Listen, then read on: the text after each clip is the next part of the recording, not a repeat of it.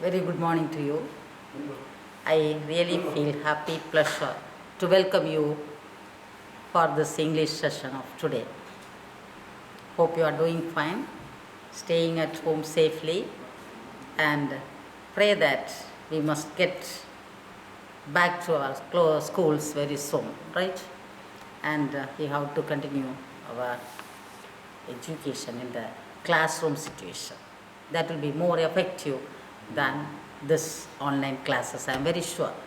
See, previously we have taken some classes through online for 11th standard and for 12th also.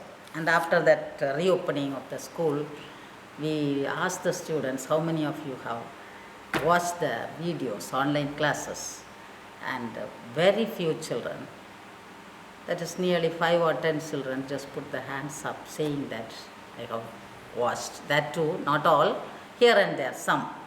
But the remaining, few of them said, we have no time. We did not touch at all, right? Just watch it and get to know things. And once one teacher was teaching in a class. And the teacher was very, with the devotion, she taught the students. But all the students' attention was not in that class. They were all just looking out through the window and enjoying something. The teacher just waited for some time and she got irritated by seeing the activities of the students. She got, everyone is looking through the window. She got angry and just she went out and looked out. She saw a small boy dressed very raggedly, shabbily looking boy. And she asked the child, why do you sit here? Why do you sit here and trouble my class? My children are all not listening to my class. You just run away from here, or I will just inform the management or the principal about it, the headmaster about it. The child was crying like anything. And he said, so I did not disturb anyone. I was just sitting outside and listening to your teaching. I was listening what you are teaching. I did not disturb anyone. Then the teacher said, see, if that is the case, you do one thing. Go home and tell your parents to admit you in the school so that you can have your education in the school like other children. Why do you sit outside and disturb my class? The boy again cried and said, Madam, I have no money to pay for that school fees. That is why my parents are not ready to send me to the school. That is why I am here. I wanted to learn something. I wish to get to know things from you, from the school. The teacher really felt pity towards the boy and told that child to come to school from the next day onwards, and the fees can be paid by her, she said. And the child was extremely happy. The next, she provided him with some dress and all the stationeries that is needed for him to come to the school. The teacher has helped the child. And the next day he came to school. And just before coming to the school, the teacher just one day asked the child some questions from the portion she taught on that particular day while the child is waiting outside and listening to the class. From there, she asked certain questions. And the child answered all the questions very correctly with curiosity, interest. And the teacher was very happy and she provided all the writing materials, dress, and asked him to come to school. And he came to school, learned. After completing his school education, some voluntary organizations, some people who have some kind heart towards the child helped them, and he had his higher education and he became a very great historian, Ludo Mondam. Right, a very great historian in future. See, if the child is not provided with that opportunity, can he reach this Everest in his life? No. Right. So, the importance of that education I am telling, that will surely, now the opportunities are very less for you. You are not getting that classroom situation to get more and more things from the teachers, from your classmates, all these things. Yet, you must have the curiosity, interest to learn things from the situation in which you are available. Okay, children? Hope you will listen to it, right? And get to know things by reading, right? The second paragraph, first paragraph we have completed, now we will proceed to the second paragraph. Defeat we repel, courage our fort, clinging from others we haven't done. To seek a gain we adore none, we are proud and feel so tall. So here the author says why he feels proud to stand tall, why he feels proud even though he has not reached Mount Everest. Though his achievement is very small, a little compared to that achievement like that of Everest, he feels proud. The reason is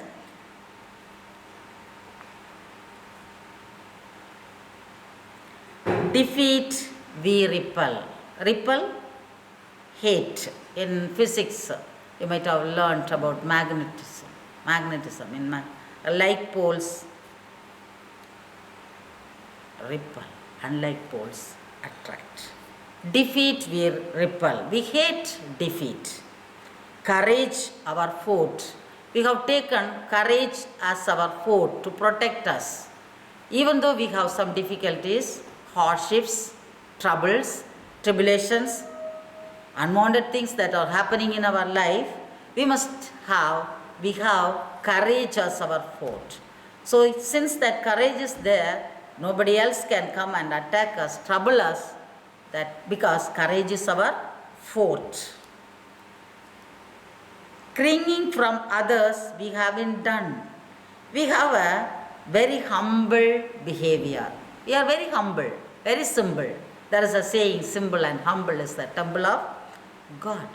We are clinging from others. We are very humble and we have not done any harm to others as per our conscience. To seek a gain, we adore none. To get some benefits from others, we have not worshipped anybody. We have not praised anyone to achieve our things. We have not given any bribe to anybody to get our things being done. That is why we are feeling proud to stand tall. Clinging from others we haven't done. To seek a gain, to get something achieved in our life, to get a benefit in our life, we adore none. We worship nobody. We did not fall on anybody's feet. We did not ask favor from somebody to get something done in our life. To seek a gain, to get a favor, we adore none. We did not worship anyone. We did not become a prey to somebody else.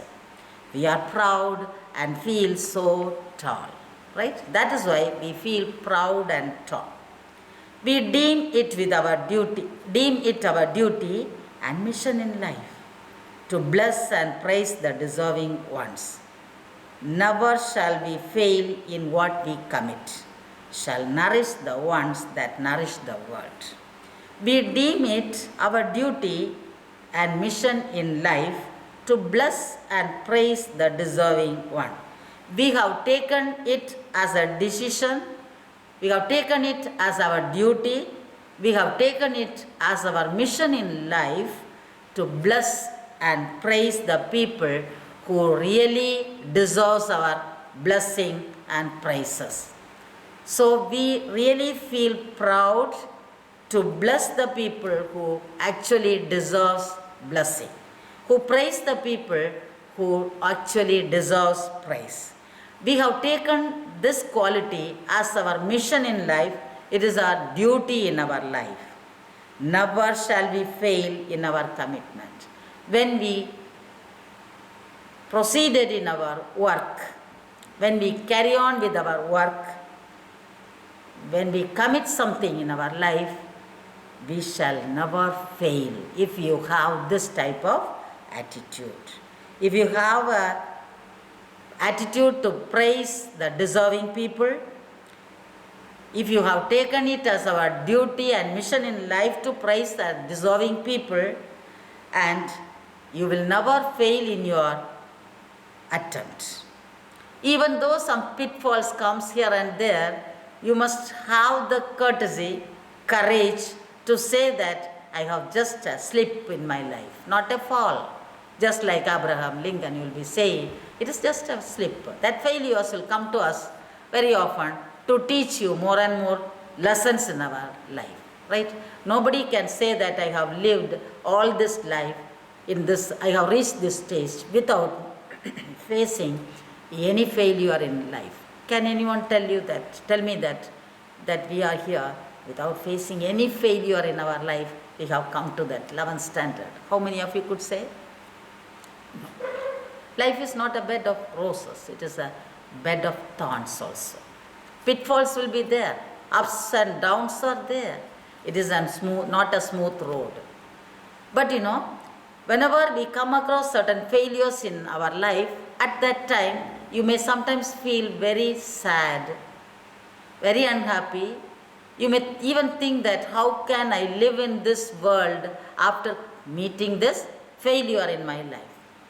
But later in your life, if you recall that incident, you will understand very well that that particular incident that particular failure must have taught you a lot of lessons to rectify yourself in the future life, to face the future very boldly. Right, children? So, you should never get frightened of failures. So, we are really proud to stand tall because we did not worship anyone. We just appreciated and admired the people who deserve the admiration and praises. Next paragraph. We deem it our duty and mission in life to bless and praise the deserving ones. Never shall we fail in what we commit, shall nourish the ones that nourishes the world.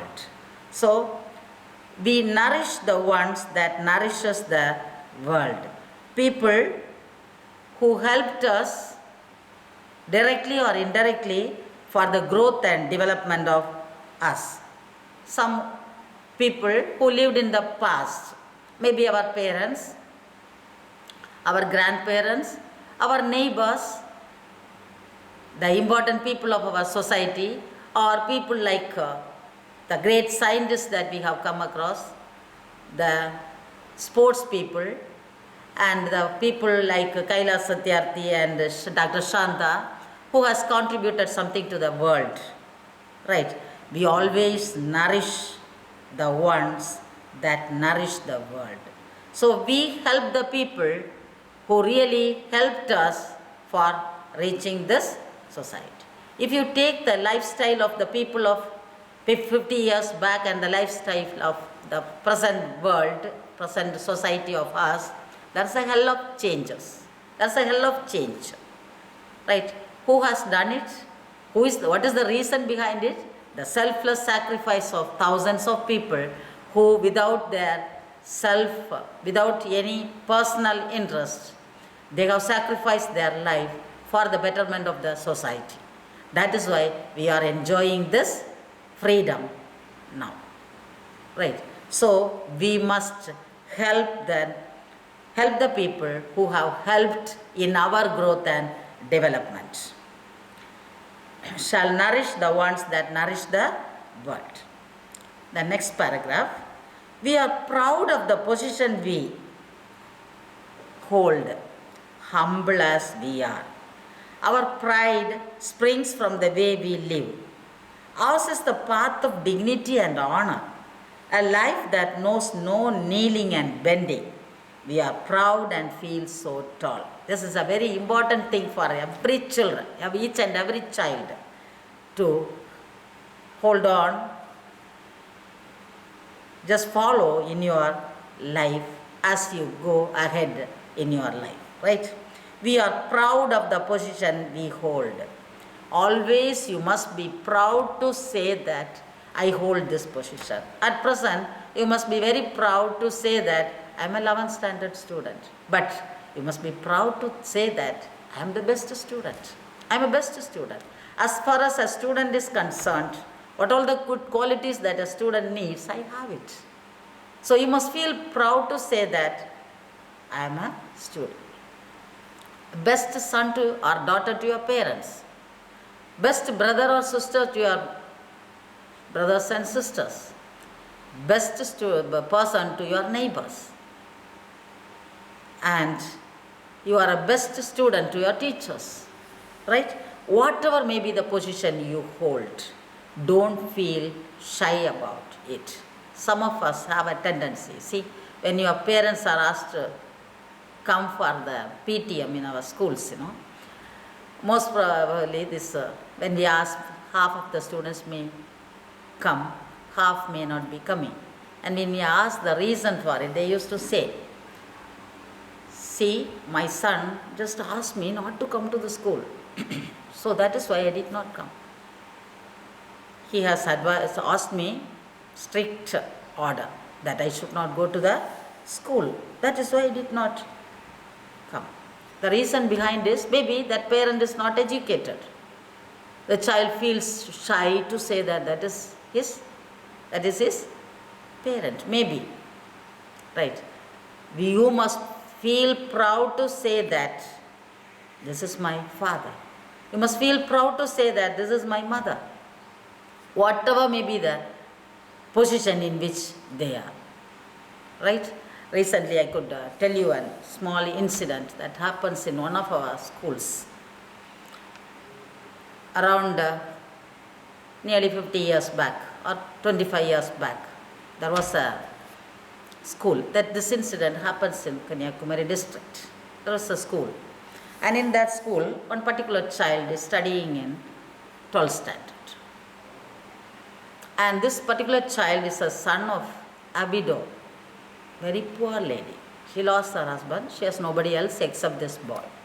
So she sacrificed her whole life for the well-being of this, her only son. You know what is the income that she has in her life to bring up the child?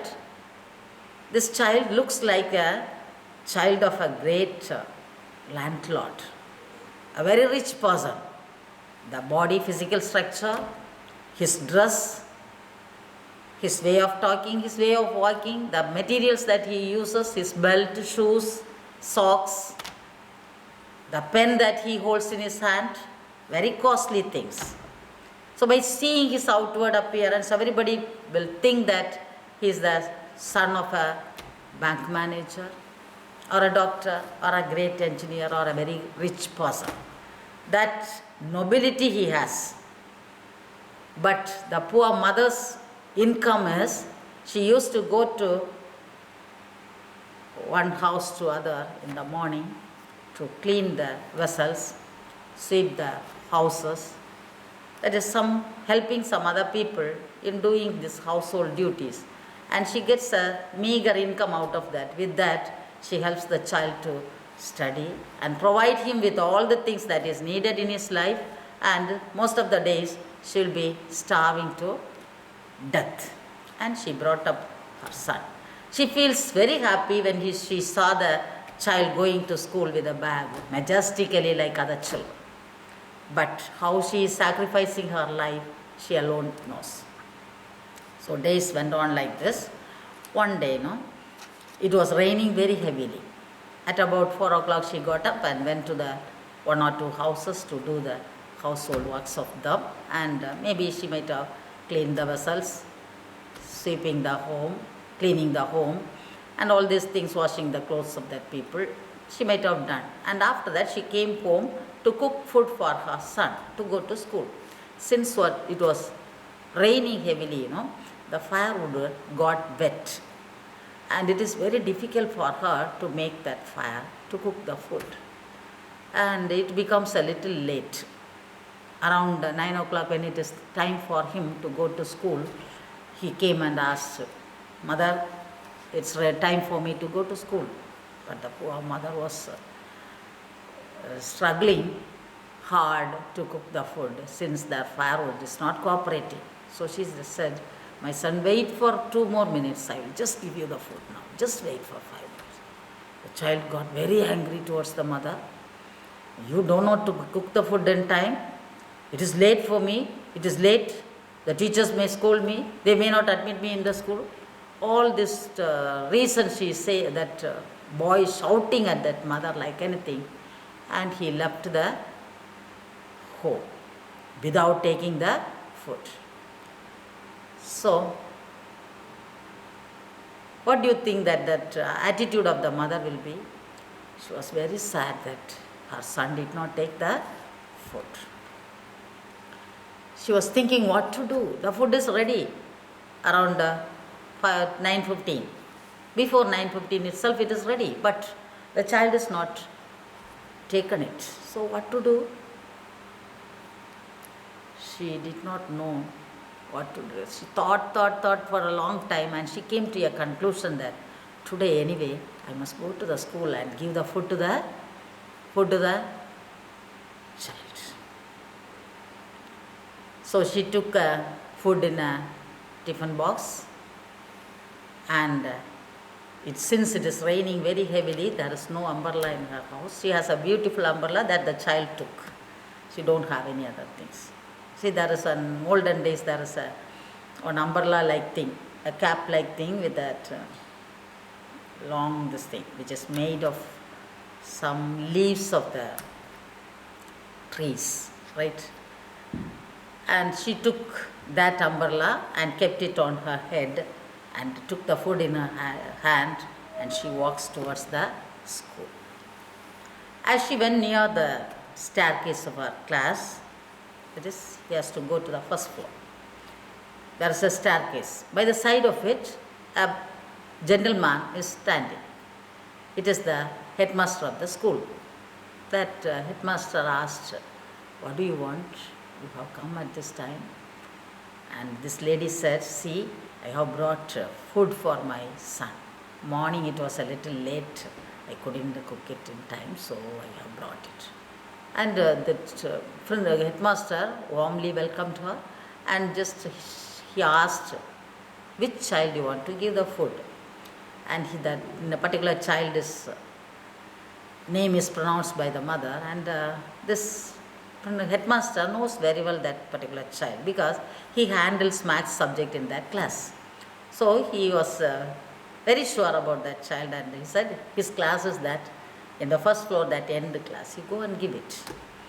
Slowly this mother just climbed the steps up and reaches the classroom. When she reaches the classroom, that son, he saw her. He ran towards her, got the food in his hand. "Who asked you to bring food here? You should not come to this school, you know. Who told you to come to school? Why do you bring the food to me? One day if I sit there without eating, what will happen to me? Nothing will happen. See, if they see you here, they will scold me only, not you. So run away from here." So saying, he chased that girl, that mother, from the school. The mother came down. She is very well satisfied that she has given food to her son. Came down. The same headmaster is standing by the side of the staircase, since it is the interval time, that is lunch break. And he asked her, "Have you given the food?" She said, "Yes sir, I gave." And with a contented heart, she left the school. Right? In the afternoon session, the first period is maths class. So the maths is taught by this particular teacher, that is the headmaster. Afternoon first period, the class bell rang, the headmaster is rushing towards that classroom. The boy is there, eaten well. very well satisfied and he is listening to the class. The teacher, that is the headmaster, took one sum and he worked it out on the board. After working it out, he asked the students to write it down in their notebooks. It is done by the students. As the children were copying that lessons, the teacher came around the class. Just came around to see how they are writing. As he came near this particular child, this particular boy, that mother's son, he asked, see, today during the lunch break, one person has come to see you. At once he got up and said, yes sir, that is the servant of my home. Just listen to the word, that is the servant of my home. The headmaster did not say anything. He said, just make him to sit there. What is your attitude? You must be proud to say that this is my father or mother. You must be proud of your position in which you are. Maybe the son of a rich family, maybe the son of a poor family, educated family or uneducated family, whatever it is. You must feel proud to say that I am the son or daughter of so and so. You should never feel shy about it, right? That is what is said. We are proud of the position we hold, humble as we are. Sometimes the position that we are holding is maybe as a doctor here, or a teacher, or an engineer, or a bank manager, or we ourselves is running a factory, or sometimes we may be a scavenger, a sweeper, a person like the mother that I told, doing some household duties, whatever it is. You must feel proud of your duty. You must feel proud of the position that you hold in this world, whether it is of high in order or lower in order, whatever it is. Each work in this world has its own nobility. It has its own value, goodness, right? If the street is not cleaned, can you just walk through it? If there is some dead animals or some insects is there, if it is not removed by the scavenger, do you have a safe life in this world? So a scavenger's life is also a noble one. The scavenger must also feel proud to say that I am a scavenger, because without that scavenger, the life cycle will not go on smoothly in this world. Hope you understand, students. Right. So whatever may be the position that we hold, we must feel proud of that. Our pride springs from the way we live. Proud, plural is pride, right? Our pride springs out from the way we live. Honesty, sincerity, love, devotion, all these things brings pride to us. We must feel proud by having a meaningful life. By seeing our way of life, the people must appreciate us. They will say good things about us. So we really feel proud. The pride comes from the way we live. We need not go for asking good things from others. By observing our good activities, people will give a certificate that, oh, he is good, he is good. There only that pride lies. Ours is a path of dignity and honor. We are walking through the path of dignity and honor. Always with a dignified, through the way of dignity and honor, we are walking through.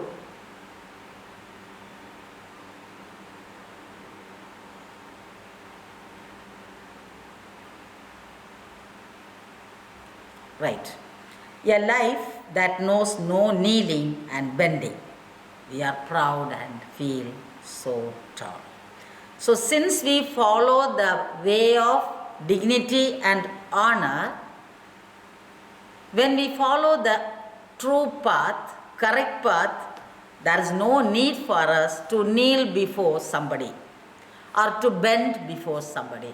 When we need to bend or kneel before someone, when you indulge in some activity which is dishonorable and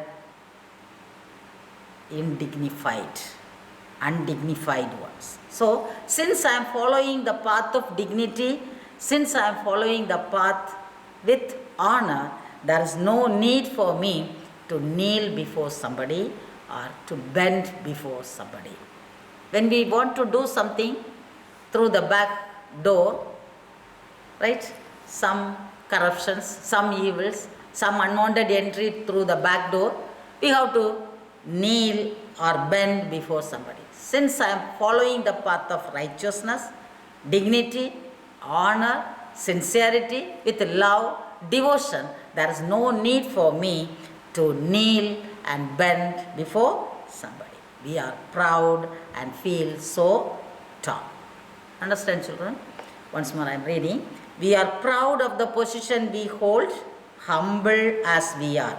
Our pride springs from the way we live. Ours is a path of dignity and honor, a life that knows no kneeling and bending.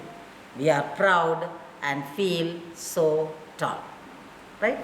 Go through this poem till what we have finished and appreciate the poem, understand the meaning of it, the good values that the poem teaches us, and follow it in our life. Okay, students? Right. Now, the remaining paragraphs we will take in the next class, and till then, bye to you. Right.